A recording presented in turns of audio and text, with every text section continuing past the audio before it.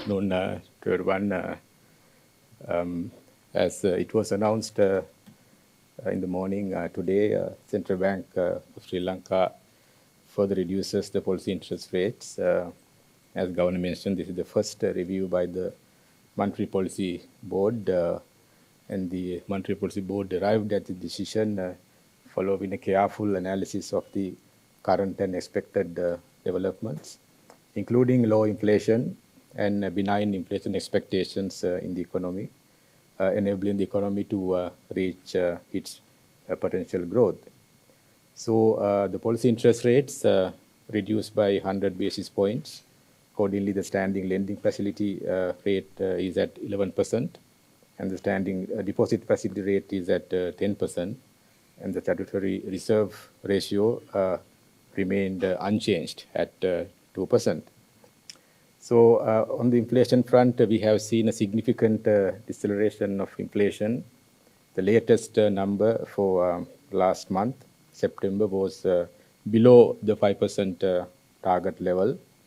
Headline inflation of CCPI recorded at 1.3% year on year, and the core inflation was recorded at 1.9% in September. And this disinflation was supported by several factors, including the deflation in food inflation. We have seen negative inflation in food category, and also there's a faster decline in non-food inflation as well, mainly driven by energy inflation, again recorded negative last month. And there is a moderation in core inflation as well, and moreover, inflation expectations remain very well anchored with this level of inflation. However, this core inflation, which remains subdued, implies modest demand pressures in the economy going forward. So we have updated our quarterly projection model. Accordingly, we see the disinflation process has ended, and there's a turnaround of inflation from Q3 this year. This will help us to bring the inflation level towards the target level of 5% over the medium term.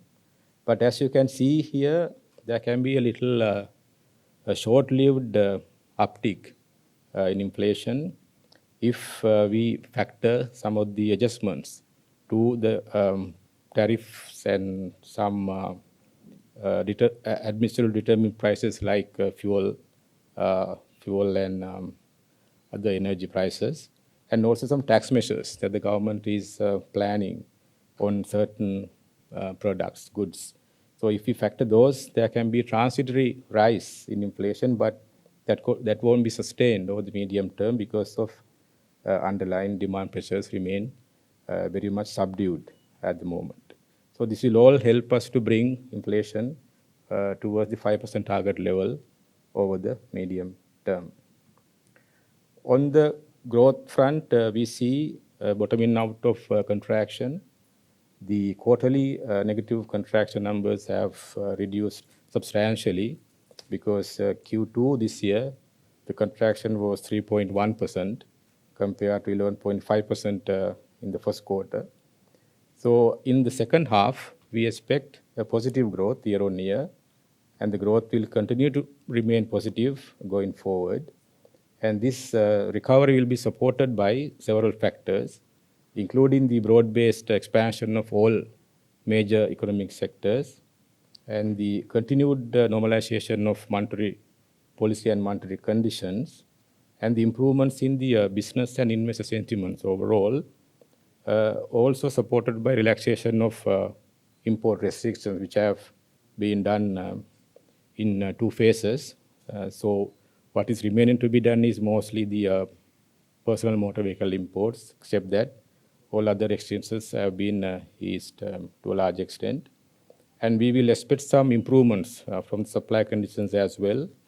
And moving forward to the medium term, growth promoting structural reforms will also help to faster the recovery of the economy. On the external front, we see the balance of payments pressures have eased significantly, with modest trade deficit. You can see the performance of merchandise exports. The red line indicates this year's performance. There is some growth in exports despite these challenges that we see on the global front. However, import expenditure remains subdued despite the relaxation of import restrictions. You see, there's only mild increase in import expenditure in August, despite some early relaxation of import restrictions. So because of that, the trade deficit remain low levels of around 300 million a month now. So in the first 8 months thus far, the trade deficit has reduced to 3 billion from compared to 5.5 billion in 2021 in the first 8 months and 3.9 billion in 2022. So this trade performance will help ease pressures in the balance of payments and also pressures in the forex market to a large extent. So the remittances and tourism sectors are also supporting, cushioning the any balance of payment pressures going forward. Workers' remittances have improved to $3.9 billion thus far this year, compared to the total of 3.8 billion in last year. And you can see the tourist arrivals have also picked up quite notably. We have estimated that in the first 9 months, earnings have recorded at about 1.5 billion compared to 1.1 billion of total tourism earnings in last year. So because of these easing of pressures in the balance of payments, exchange rate remains stable with an appreciation of 12.1% against the dollar thus far during the year. And official reserves also remain at healthy levels despite the settlement of the bilateral currency swap with Bangladesh Bank, as well as some injection of forex liquidity to the market in support of the restructuring of domestic debt optimization process. So official reserves were estimated at $3.5 billion at end of September, including the swap facility from the People's Bank of China. On the interest rate front, we see a faster decline in interest rates overall. You can see all interest rates have moved along with the policy rate reduction thus far during the year. The government securities yields have declined notably. The red line is the one-year T-bill rate, now at 13.16% level. And the other market interest rates, lending rates as well as deposit rates have come down notably thus far during the year.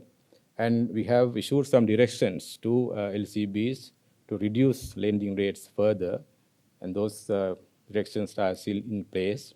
And with this reduction of 100 basis points, we expect the deceleration of interest rates will be faster going forward. On the credit front, we have seen some turnaround from June. We expect that turnaround will continue going forward as well, with support of easing of monetary conditions, as well as the reduction in the policy interest rates, and in response to that, the reduction in the overall lending interest rates. So credit flows will increase going forward, and with the improving economic conditions, we expect some boost to economic activity going forward. So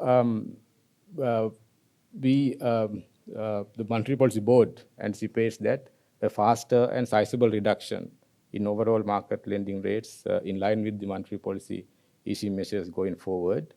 And the central bank will continue to closely monitor the developments in market lending interest rates and review the administrative measures which are currently in place.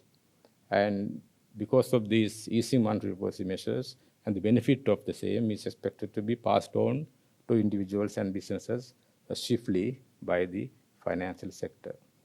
And that ends my presentation. I invite my colleagues Janaka and Sujita to do the presentation in Sinhala and Tamil, respectively.